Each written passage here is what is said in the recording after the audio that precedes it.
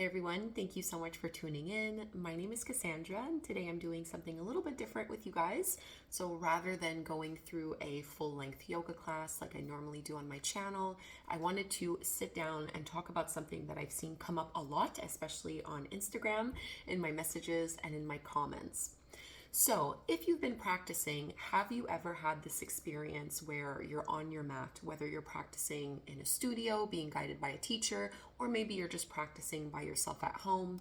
Have you ever all of a sudden just burst into tears or felt really sad? Have you ever started to giggle and laugh uncontrollably?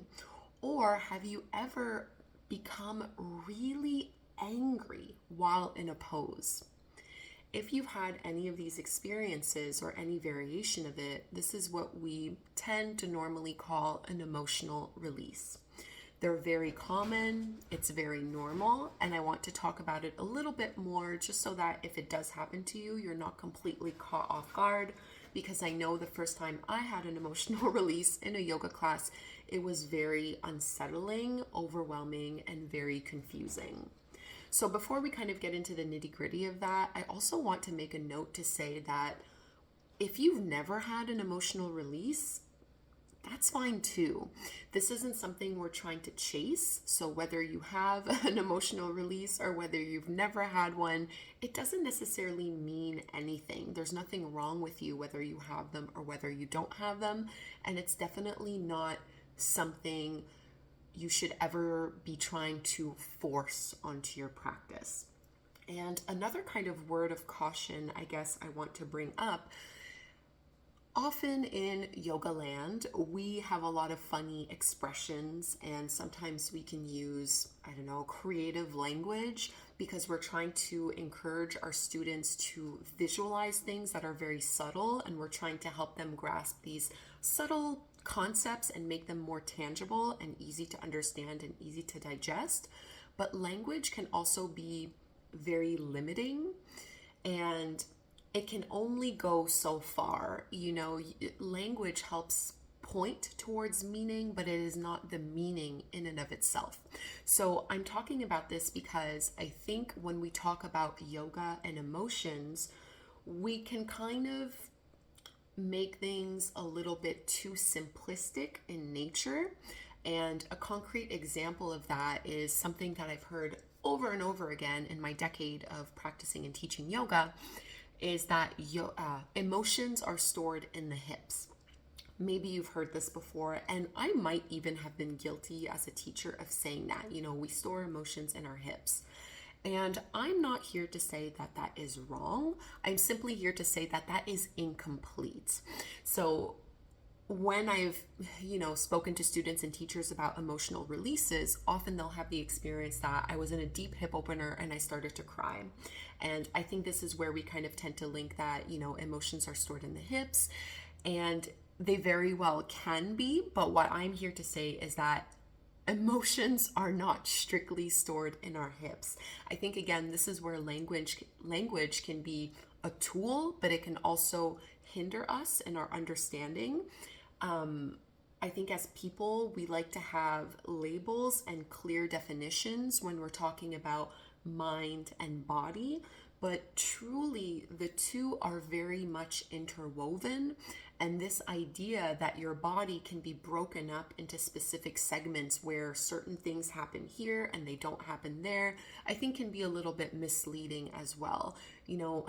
Mind, body, emotions are this interwoven structure that live and coexist together to make up the fabric of who you are. So of course you may have emotional releases primarily in hip openers, because this might be an area of your body where you hold the most amount of tension. But I don't want this to limit you, because the truth is emotional releases can happen in any type of movement, any type of pose, and they can really happen whenever we're moving energy throughout the body, which might not even involve a yoga pose at all. This can happen throughout meditation, and it can happen while we're doing some breath work as well. So I just want to open your mind, I think, in that way, to not limit yourself.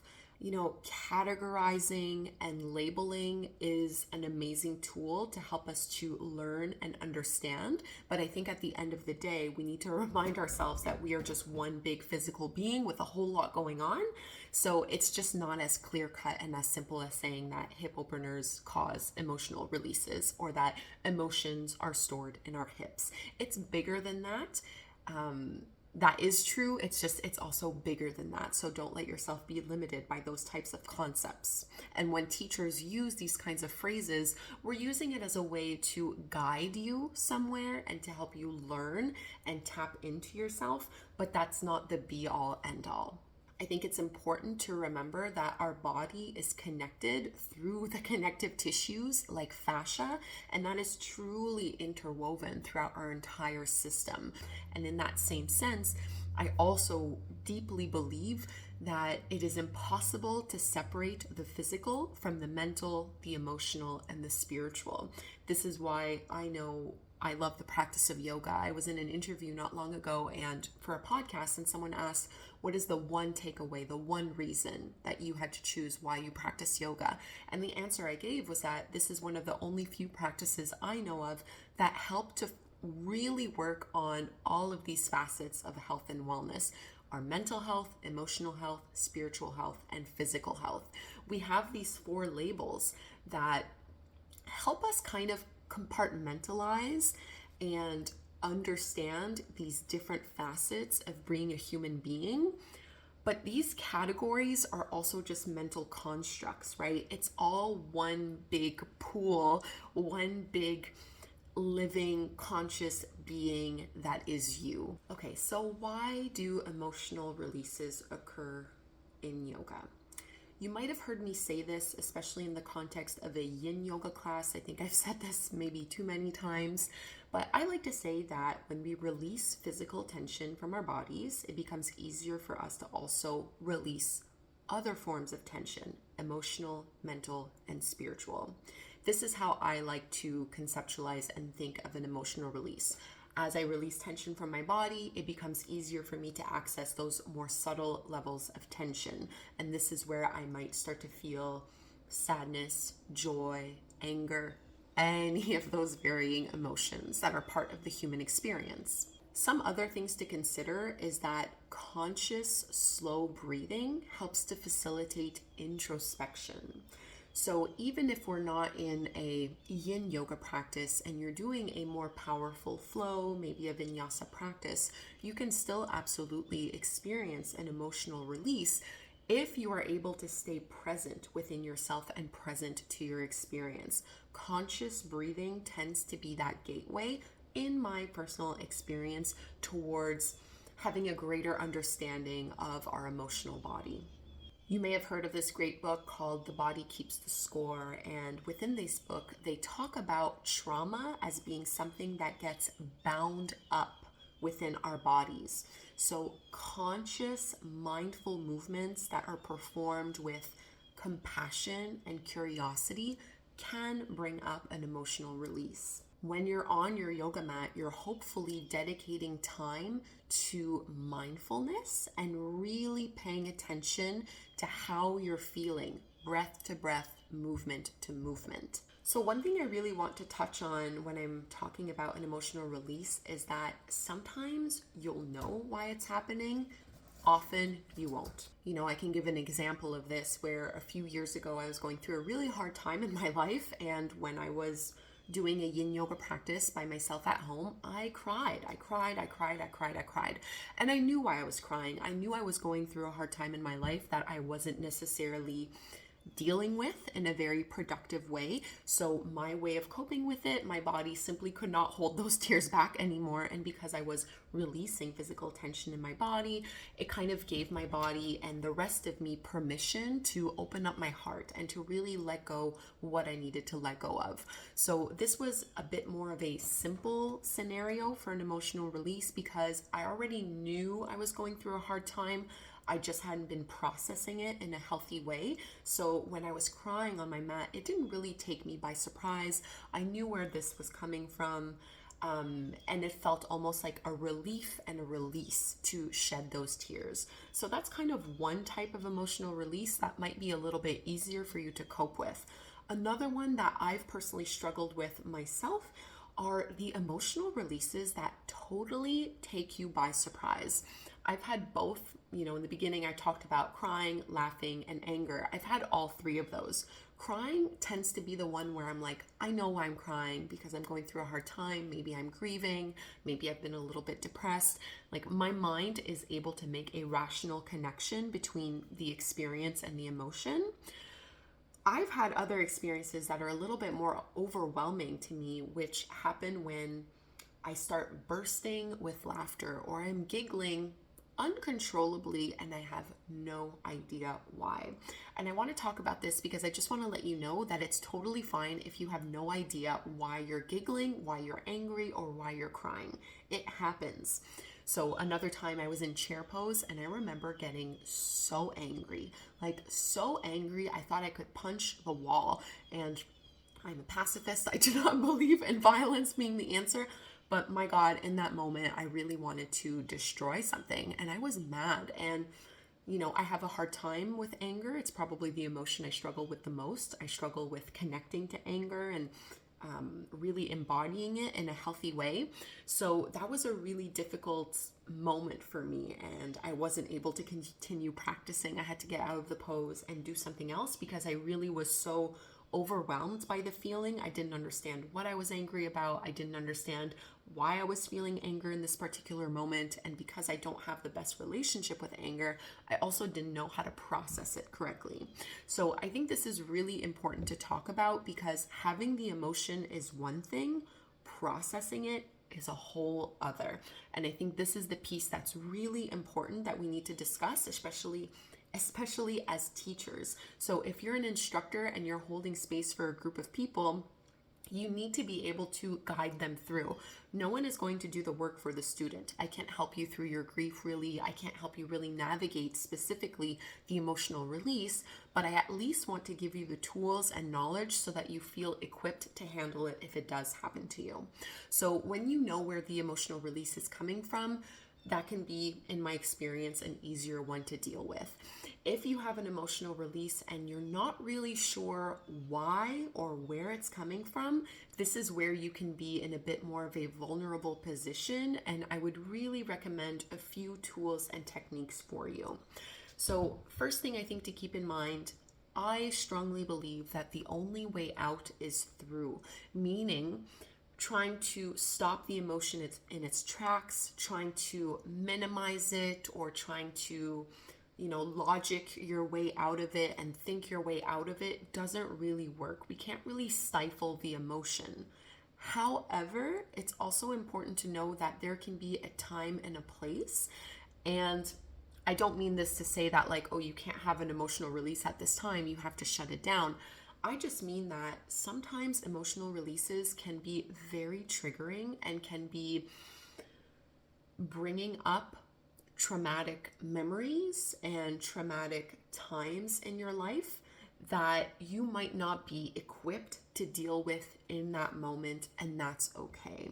So to say that the only way out is through, I do believe that to be true, but you might not be in a safe space at that time that you're experiencing it to be able to really feel the emotion all the way through to the end. This might be something that you need to discuss with a mental health professional and with a therapist. I truly cannot stress this point enough. You can do so much on your own.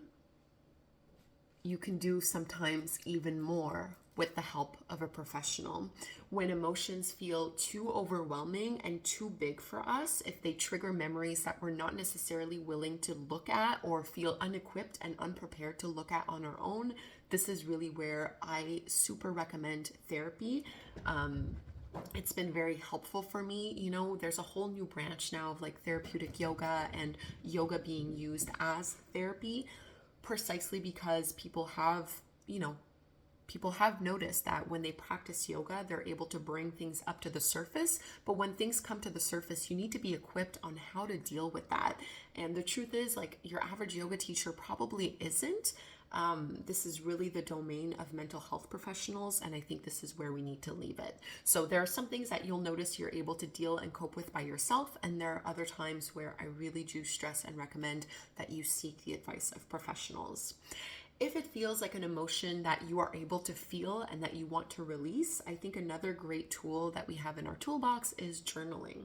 So if you were practicing and the tears started flowing, or you started giggling, or you got really angry, I would recommend taking some time at the end of your practice to just write it all down. So really journal and go through this process kind of like a free flow journaling session where you're not censoring or editing yourself. You're really just putting pen to paper and writing down.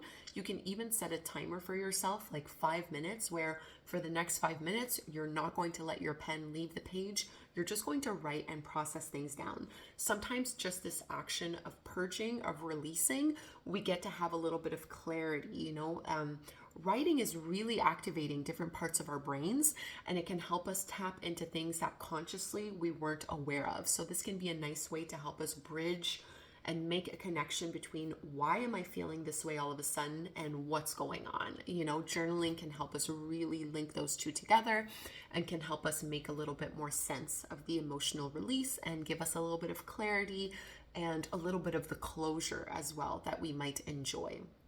Another tip that I like to give in terms of coping with the emotional release in the moment, especially if you find that it's getting to be a little bit too overwhelming and you're looking for tools to calm yourself down and to come back into the here and now, because often the emotional release could be tied to a memory, could be tied to the past, or if it's anxiety based, it might be tied to the future.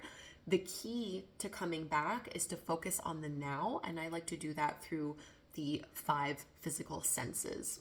So if you're having an emotional release and you feel like it's becoming a little bit overwhelming, tap into your 5 senses. This means have a sip of water, drink something, or even eat something. Usually if you're doing a yoga practice, you'll have a yoga bottle next to you or a water bottle next to you. So just have a sip of water. That can be very helpful. If you had your eyes closed, open your eyes and actually take in the sights around you. This can be very grounding. Taking some deep breaths and noticing the smells, noticing the tastes, and actually touching yourself.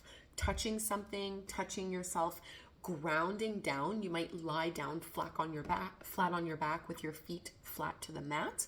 That can be very helpful as well. But try to utilize your 5 senses to bring you back to this present moment, so that if you are having this triggering experience where all of a sudden you're back in the past or you're stuck in the future somewhere, you can remind yourself that right now you are safe. Right now you are okay. You are right here, right now. And you can then take the tools that are needed to help you move through that difficult emotion that's arisen, either through journaling or through seeking the help of a mental health professional, or even just talking about it with other people can be helpful as well. Finally, if you're having an emotional release, all that I would say is to have compassion for yourself and try not to worry about it so much. And I don't mean that in a dismissing, minimizing way, as if the emotional release, means nothing and isn't important, isn't a big deal. You'll be the best person to determine if it's a big deal or not. I've had emotional releases that actually were important and that needed to be worked through with the help of a therapist. And I've had others that I was like, man, you know what? I just really needed a good cry today. And then I moved on with my day and that was okay, right? So there's a varying degree of response. Have compassion for yourself, no matter where you fall on that scale, and just try as best as you can to honor what you need in that moment. I hope this gave you guys a little bit of clarity around the emotional releases and that you feel maybe a little bit better prepared to handle them should they happen to you.